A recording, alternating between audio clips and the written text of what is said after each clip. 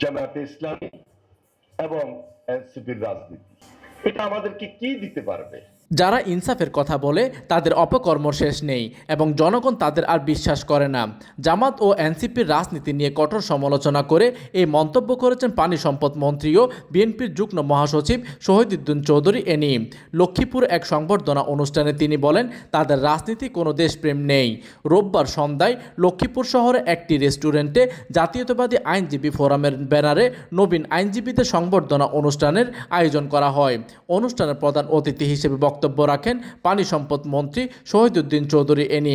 এই সময় তিনি বলেন, তাহলে দেখবেন যারা পার্লামেন্টে আছেন, জামায়াতে ইসলামী এবং এনসিপির রাজনীতি, এটা আমাদেরকে কি দিতে পারবে, কি দিচ্ছে, কি আমরা আশা করতে পারি? এতটুকু বুঝজ্ঞান আমার মনে হয় এই নবীন এবং প্রবীণদের মাঝে বুঝতে আর বাকি নাই। বিগত 17 বছরের স্বৈরাচারী শাসনের কথা উল্লেখ করে নেতাকর্মীদের সতর্ক করে তিনি বলেন, ক্ষমতার একই পথ অনুসরণ করলে জনগণ বিএনপিকে বিশ্বাসের জায়গায় রাখবে না।